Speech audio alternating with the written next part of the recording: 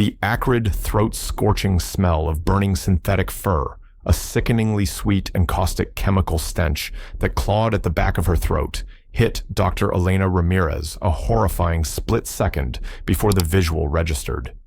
When it did, her meticulously ordered world tilted, then violently fractured.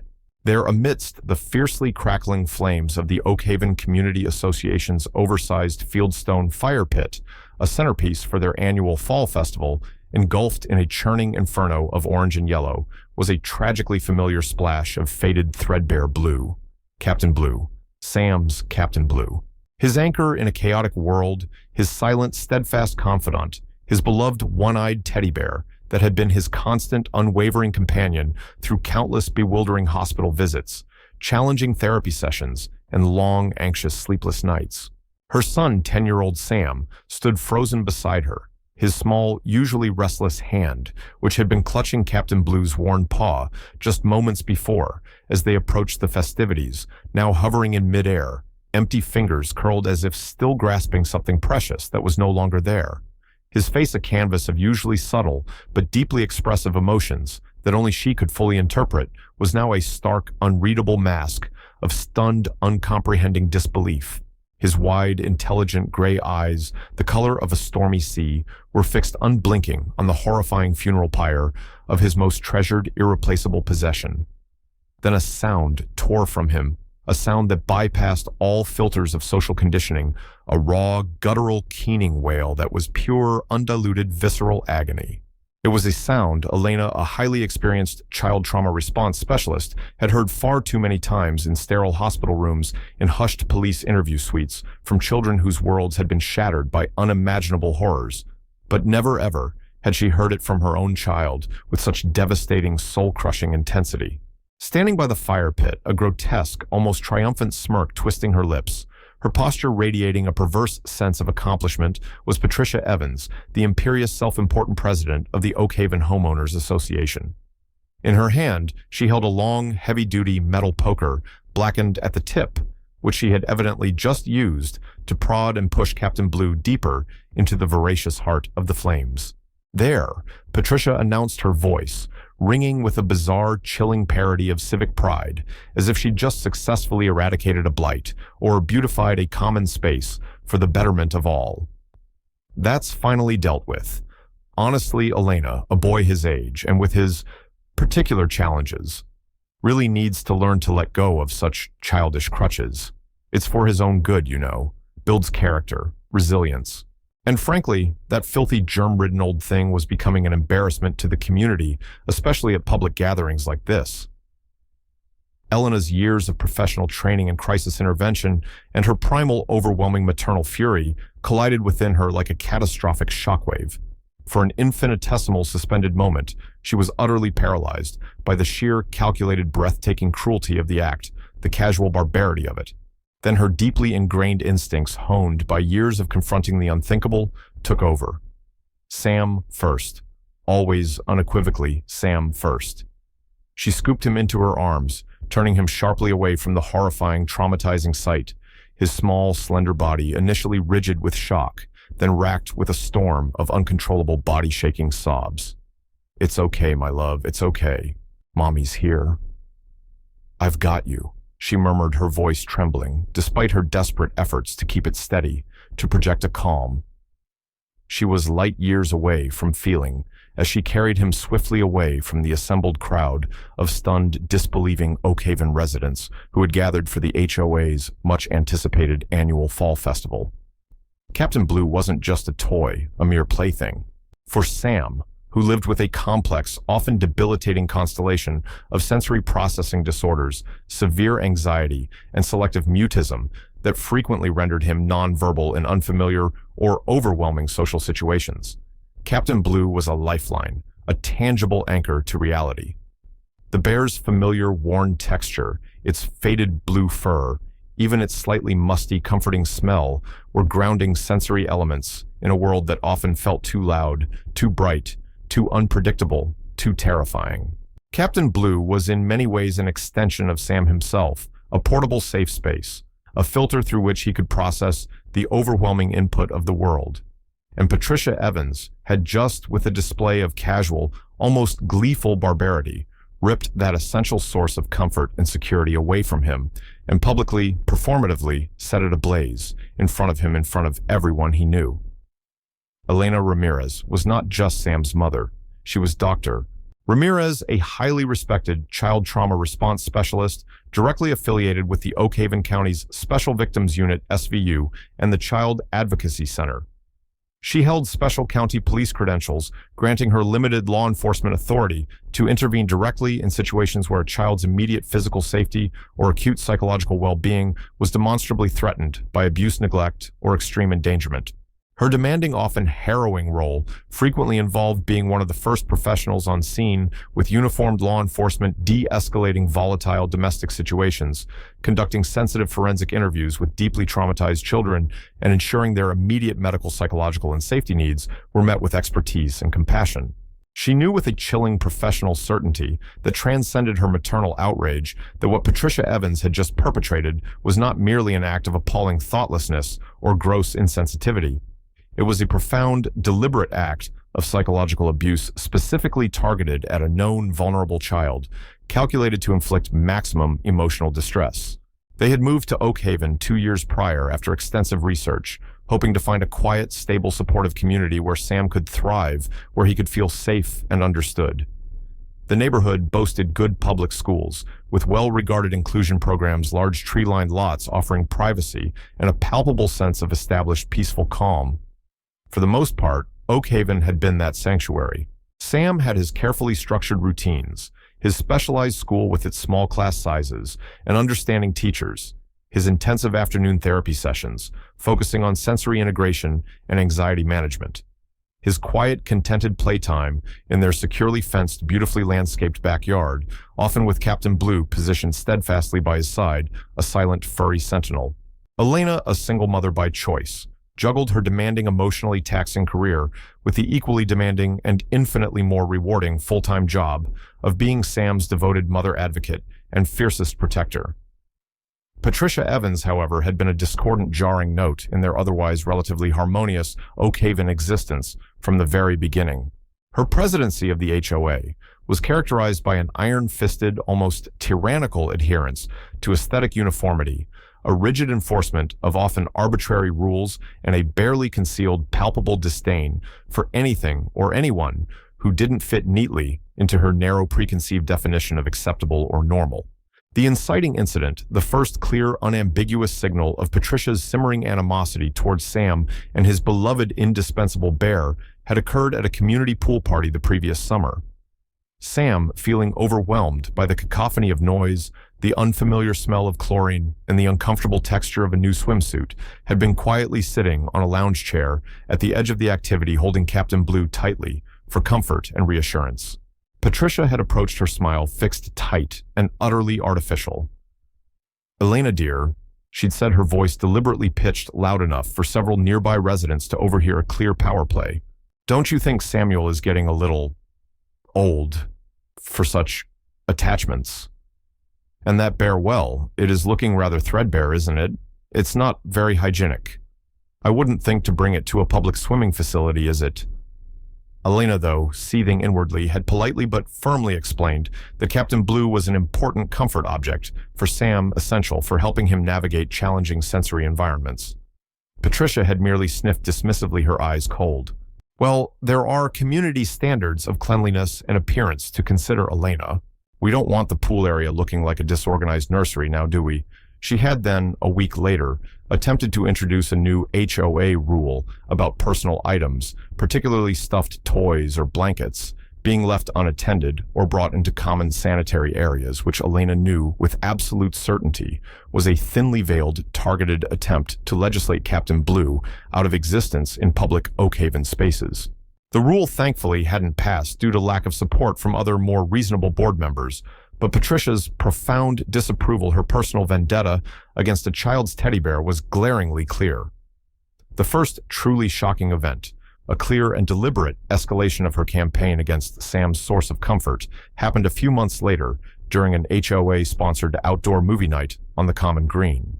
Sam excited about the movie, but predictably anxious about the crowd and the unfamiliar nighttime setting, had Captain Blue tucked securely beside him on their picnic blanket. Patricia, making her officious rounds clipboard in hand, had stopped by their blanket, her gaze immediately fixing on the bear. "Still got that old thing, Samuel."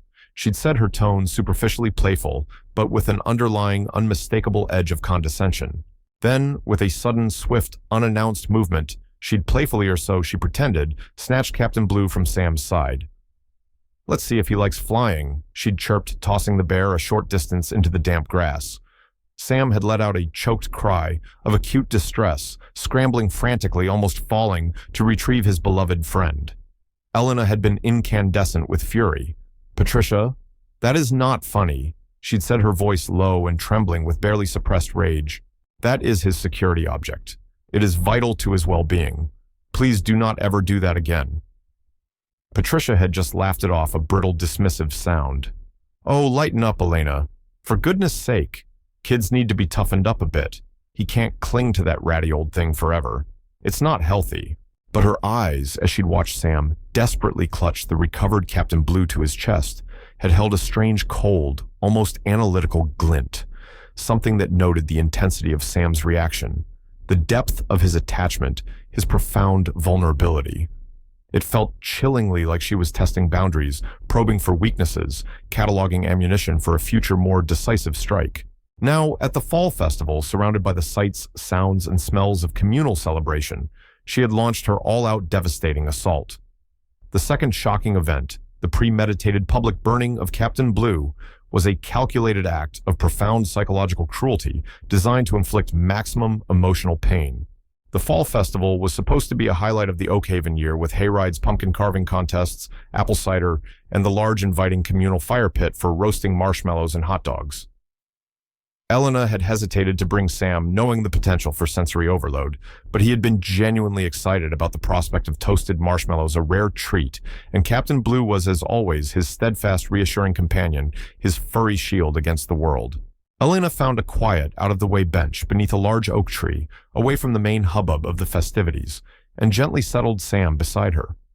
He was still sobbing, deep, shuddering, heartbroken gasps that tore at her own heart, making it physically ache in her chest. She held him close, rocking him gently, murmuring soft, meaningless reassurances, but she knew with the grim certainty of her profession that the damage inflicted was profound, potentially lasting. The horrific, indelible image of Captain Blue engulfed in flames would be seared into his memory, a traumatic imprint that would require immense effort to heal. She burned him. Sam finally choked out, his small voice hoarse and raw with grief. "Captain Blue, he's all gone, all black." "I know, sweet boy, I know. It was a terrible, cruel, wicked thing for her to do." Elena's mind was racing a whirlwind of conflicting priorities. She needed to comfort Sam, to create an immediate sense of safety and containment for him, but she also needed to address decisively and professionally what Patricia Evans had just done. This was not just an HOA dispute over a misplaced toy. This was, by any clinical or legal definition, she knew, child abuse. The midpoint twist was not just Elena's shift from grieving mother to focused professional, but the introduction of an unexpected, crucial piece of corroborating evidence and the dawning realization among the onlookers, and soon Patricia Evans herself, of exactly who Dr. Elena Ramirez was, and the full extent of the legal and professional consequences Patricia Evans was about to face. After several long minutes, when Sam's desperate sobs had finally quieted to exhausted, hiccuping whimpers, Elena looked up. Several neighbors, their faces etched with a mixture of concern, outrage, and helplessness, had approached them tentatively. "Elena, that was monstrous." "Unforgivable," whispered Mrs. Henderson, a kind, elderly woman from down the street, who often slipped Sam freshly baked cookies over the fence. "Is there anything at all we can do? Anything Sam needs?" Elena took a deep, steadying breath, her professional composure, the practiced calm she utilized in the face of unimaginable trauma, settling over her like a familiar protective mantle. "Yes, Mrs. Henderson, there is something. You can all be witnesses." She stood up gently, settling Sam into Mrs. Henderson's warm, comforting embrace. Mrs. Henderson, bless her heart, immediately wrapped a protective arm around him, murmuring soothing words. Then Elena turned and walked back towards the fire pit, her expression unreadable, almost serene, but her eyes holding a glacial, implacable fury. Patricia Evans was still there near the fire pit, basking in the horrified, uncomfortable attention of the remaining crowd, attempting to justify her heinous actions to a small, visibly uneasy group of onlookers. Sometimes you see tough love is absolutely necessary. Children these days are too coddled. They need to learn resilience to face adversity. Patricia Evans. Elena's voice cut through the crisp autumn air, calm, cold, and carrying an undeniable, almost palpable authority that instantly silenced the murmurs of the crowd. Patricia turned a flicker of annoyance, quickly masked by false solicitude in her eyes. Elena, I understand you're upset naturally, but in the long run, you'll see this was for the best. What you have just done, Mrs. Evans. Elena interrupted, her voice precise and unwavering, is commit a deliberate act of intentional psychological abuse against a known vulnerable child. You willfully and maliciously destroyed an object of profound emotional and therapeutic significance to my son in a public and deeply humiliating manner, thereby causing him severe acute emotional distress. Patricia scoffed a harsh, dismissive sound. Psychological abuse? Oh, don't be utterly ridiculous, Elena. It was a filthy, tattered old toy. I did him a favor. He needs to grow up. I am Dr. Elena Ramirez, Mrs. Evans. Elena stated, her voice perfectly level, each word carrying weight. I am a licensed child trauma response specialist. I work directly with the Oak County Special Victims Unit in the Child Advocacy Center. I am professionally trained and qualified to assess instances of child trauma and abuse. And what I witnessed here today, what you perpetrated against my son, unequivocally meets the clinical and statutory criteria for psychological child abuse. She reached into her purse and deliberately slowly pulled out her official county-issued credentials, the ones that clearly identified her professional role and her formal affiliation with law enforcement support services. She held them up steady and prominent for Patricia and the surrounding, now utterly silent onlookers to see. These credentials, Mrs. Evans, grant me certain specific authorities and responsibilities in situations of acute child endangerment or abuse. The crowd went deathly silent. Even the crackling of the fire pit seemed to diminish. Patricia Evans stared at the official ID, her jaw visibly slackening. The smug, self-satisfied expression began to drain rapidly from her face, replaced by a dawning, sickening unease, a flicker of genuine fear in her eyes. You work with the police. Patricia stammered, her voice suddenly losing its confident lecturing tone. I am a mandated reporter and a specialist in child trauma. Mrs. Evans. Elena clarified, her gaze unwavering. And I am empowered by Oak County to act decisively to protect children from all forms of harm. That explicitly includes severe psychological harm. The deliberate public destruction of a primary attachment object, a transitional object for a child with Sam's specific neurodevelopmental profile and documented anxiety disorders, is a recognized form of emotional abuse, often categorized under child psychological abuse, V Code 1995.51 in the DSM-5, and is prosecutable under state child endangerment statutes. Elena was already mentally cataloging the evidence, numerous eyewitnesses, the charred remnants of Captain Blue slowly disintegrating in the fire pit, Sam's observable and extreme distress, Patricia's own damning admissions, and now something else. You can't be serious, Patricia blustered, attempting to rally to regain her composure, but her voice was noticeably shakier. Arrest me. For a teddy bear. This is Oak Haven. We're a good community. We don't have psychological abuse here. Abuse. Mrs. Evans knows no zip code, no socioeconomic boundaries, Elena said, her voice like ice.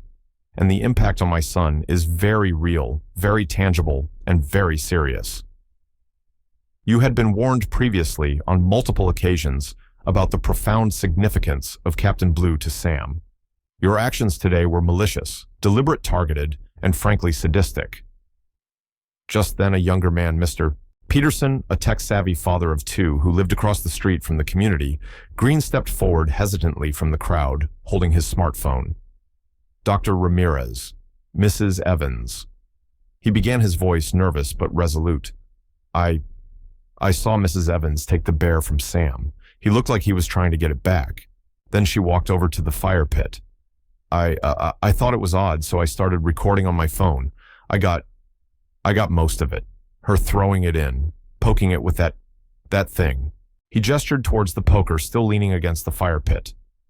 It's pretty clear. This was the unexpected evidentiary bombshell. Video. Clear, irrefutable video. Patricia Evans' face went from ashen to a ghastly shade of gray. She looked like she might faint. Elena felt a grim sense of validation, but her focus remained laser-sharp. "Mr. Peterson," Elena said, her voice calm but firm. "Thank you. That footage will be crucial. Please do not delete it. The police will need to secure it as evidence." The climax unfolded with swift, almost surgical precision as Elena took decisive action, now bolstered by the existence of video proof. "Mrs. Evans," Elena stated, her voice leaving no room for argument, given the eyewitness accounts. "Your own admissions, the profound distress caused to my son, and now the existence of video evidence documenting your actions. I am placing you under investigative detention for questioning regarding felony psychological abuse of a vulnerable child and destruction of personal property with malicious intent." Elena still didn't physically touch her, but her stance, her tone, her unwavering authoritative gaze made it unequivocally clear that Patricia Evans was not to leave. "Numerous witnesses have observed your actions. I will be contacting my colleagues at the Special Victims Unit to respond to this location, to take your formal statement and to process the scene. I would strongly advise you not to say anything further until you have obtained legal counsel." Patricia paled dramatically, looking around wildly, desperately for support, for some friendly face in the crowd, but the expressions of her neighbors were uniformly cold, their initial shock having morphed into palpable disgust and condemnation. You can't do this," Patricia shrieked, her voice cracking, teetering on the edge of hysteria. "I am the HOA president. I have rights. This is a misunderstanding. He'll get over it." "It was just a toy. Sam has rights too, Mrs. Evans," Elena said, her voice soft, yet carrying immense power and conviction. "He has the right to feel safe in his own community. He has the right not to be terrorized. He has the right not to have his essential sources of comfort and security violently publicly destroyed in front of him for your amusement or your perverse, twisted sense of so-called discipline." Elena then used her official county-issued radio, which she carried in her response kit for work, to contact dispatch, calmly identifying herself by her unit call sign and her official designation. She requested uniformed officers to their location to assist with a child abuse suspect currently detained at the scene. She provided the address of the Oakhaven clubhouse and a brief professional description of the situation, including the nature of the abuse and the vulnerability of the child victim. The arrival of 2 uniformed Oakhaven County Sheriff's deputies within 10 minutes solidified the undeniable reality of the situation for everyone present, especially for a now trembling Patricia Evans. Elena conferred with them, briefly professionally presenting her credentials again and outlining the probable cause for arrest, now including the critical video evidence offered by Mr. Peterson. The deputies, a stern-faced Sergeant Miller and a younger, empathetic Deputy Chen, listened intently, their expressions growing visibly grimmer as they fully understood the context, Elena's professional assessment, and the nature of the video evidence. Mr. Peterson, looking relieved to be unburdening himself of the footage, showed it to Sergeant Miller on his phone. Miller watched, his jaw tightening. Sergeant Miller then turned to Patricia Evans, his voice devoid of any warmth. "Ma'am, based on the information provided by Dr. Ramirez of the county, SVU, multiple corroborating witness accounts, and clear video evidence of your actions, you are being taken into custody on suspicion of cruelty to children, specifically intentional infliction of severe emotional distress, a felony in this state, and malicious destruction of property. You have the right to remain silent." As Sergeant Miller calmly formally recited her Miranda rights, Patricia Evans, the once imperious, all-powerful HOA president, seemed to physically shrink to deflate. Her desperate attempts at bluster, at invoking her status, at denying her culpability died in her throat. She was handcuffed, her face a mask of stunned disbelief, humiliation, and impotent rage, and led without further protest to the waiting marked patrol car. The community watched in a stunned, profound silence, the acrid smell of the dying fire pit and the phantom, heartbreaking scent of burnt blue fur hanging heavy and accusingly in the crisp autumn air. The falling action began with Patricia Evans' booking at the county jail and the immediate explosive fallout within Oak Haven. The HOA board was thrown into utter chaos. An emergency meeting was called that very evening, and Patricia Evans was summarily unanimously stripped of her presidency and her board membership effective immediately. Many Oak Haven residents, shaken and appalled, came forward to Elena over the next few days, expressing their profound horror at Patricia's actions and offering heartfelt support for Sam. Some, emboldened by Patricia's downfall, shared their own previously suppressed stories of her bullying tactics, her insensitivity, her abuse of power.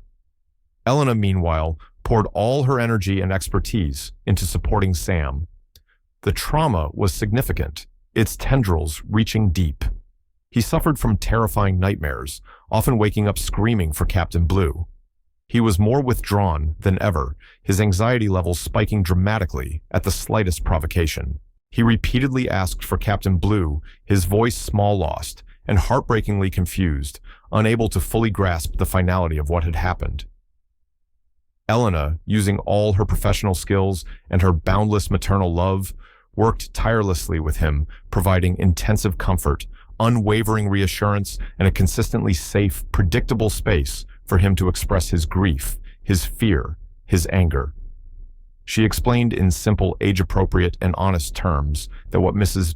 Evans did was very, very wrong, that it was a cruel act, and that the police and the courts were making sure she would not be allowed to hurt him or anyone else again. She engaged a trusted colleague, a specialist in play therapy for traumatized children, to work with Sam regularly. The Oak Haven community, shocked into action, rallied in unexpected and deeply touching ways. A group of neighborhood mothers, horrified by the incident, organized a Captain Blue Memorial Comfort Drive, collecting hundreds of new and gently used teddy bears and other comfort objects for donation to a local children's hospital and a shelter for abused children, all in Captain Blue's name. One neighbor, a retired grandmother who was a talented amateur seamstress, painstakingly, lovingly tried to recreate Captain Blue from the few cherished photos Elena provided, searching for similar faded blue fabric, matching the worn patches, with darker blue material, and even finding a single mismatched vintage button for one eye. While it could never be the same as the original Captain Blue, the gesture of profound kindness, the tangible expression of community support, deeply touched both Elena and Sam. Sam, after several hesitant days, eventually named the new Bear Commander True Blue, a testament to his own burgeoning resilience. He still missed Captain Blue terribly, but Commander True Blue slowly, tentatively, began to fill a small part of the void. The resolution was comprehensive, and for Elena, ultimately affirming of the systems she worked within. The legal case against Patricia Evans proceeded despite her expensive lawyer's attempts to dismiss it as an overblown neighborhood squabble, or to paint Elena as an overly emotional, vindictive mother abusing her professional position. Elena's calm, precise, expert testimony on the nature of psychological abuse in children, the critical importance of transitional comfort objects for children with sensory processing disorders and severe anxiety, and the specific observable and documented trauma Sam experienced was pivotal. The video evidence, clear and damning, left little room for doubt about Patricia's intent and actions. Patricia Evans was ultimately convicted by a jury of felony child endangerment due to the severity of the psychological distress inflicted on a known vulnerable child and misdemeanor criminal mischief, child destruction of property. Her sentence included a short but impactful term in county jail, 60 days, followed by 3 years of intensive supervised probation. She was mandated to undergo extensive psychotherapy and anger management counseling, complete 500 hours of community service, specifically excluding any work with or proximity to children or vulnerable adults, and was issued a permanent no-contact restraining order, preventing her from coming anywhere near Sam or Elena or their residence. She was also ordered to pay full restitution for the cost of Sam's ongoing therapy and for the replacement value, though symbolic, of Captain Blue. The felony conviction, a permanent mark on her record, was a public disgrace that effectively irrevocably ended her social standing and any future aspirations of community leadership in Oak Haven or elsewhere. She sold her house at a significant loss and moved away within 6 months of her sentencing, a pariah in the community she once lorded over. The Oak Haven Homeowners Association, under new, genuinely compassionate and democratically elected leadership. Henderson, to her surprise, was unanimously voted in as interim president and later officially elected, underwent a profound and lasting cultural change. They instituted new bylaws focused on fostering inclusivity, mutual respect, disability awareness, and genuine community support for all residents. They even, after much thoughtful discussion, and with Sam's quiet input, created a small, beautifully designed sensory garden for children in a quiet corner of the community green, complete with wind chimes, textured plants, and a small, smooth stone labyrinth. A small, unobtrusive plaque at its entrance read, "The Captain Blue Corner," in honor of all companions, big and small, real and imagined, who provide comfort, courage, and unwavering friendship. There were still a few dissenting voices, remnants of Patricia's old guard, who grumbled about political correctness and wasting HOA funds on special interests, but their influence was negligible, their arguments increasingly falling on deaf ears in a community that had learned a hard lesson. Sam's healing was a slow, arduous, ongoing process. Commander True Blue became a constant, reassuring companion, different from Captain Blue in feel and smell, but a tangible symbol of new beginnings of resilience and of the enduring love and support of his mother and his wider community. He started talking more consistently, expressing his complex feelings with greater clarity, and Elena saw his quiet, remarkable strength, his innate resilience emerge more fully day by day. His therapy sessions, initially focused on processing the acute trauma, gradually shifted towards building coping mechanisms and fostering his unique ways of engaging with the world. He even one day drew a picture of Captain Blue with angel wings flying above Commander True Blue, who was giving him a salute. Elena, while forever scarred by the incident, the image of her son's agony, a permanent fixture in her memory, also found a renewed, deepened sense of purpose in her professional life. She became an even more passionate, more articulate, more effective advocate for understanding, recognizing, and protecting children from all forms of abuse, including the often invisible, insidious wounds of psychological trauma. Her dual, intertwined role as a mother who had intimately navigated such a profound trauma with her own beloved child, and as a highly skilled specialist who understood its complex clinical and legal ramifications, gave her a unique, powerful, and increasingly sought-after voice in her field. The oversized fire pit at Oak Haven was eventually, by unanimous community vote, dismantled stone by stone, replaced by a beautiful calming stone fountain with gently burbling water. The memory of that awful, acrid day would undoubtedly linger a cautionary tale, whispered through the neighborhood for years to come, but it was increasingly overshadowed by the tangible kindness, the unwavering support, and the slow, steady collective healing that had followed in its wake. And sometimes, when the autumn wind was just right rustling the leaves in the newly planted sensory garden, Elena thought she could still catch the faintest lingering scent, not of burning synthetic fur, but of courage, resilience, and the enduring, unbreakable strength of a small, remarkable boy and his beloved, irreplaceable bear.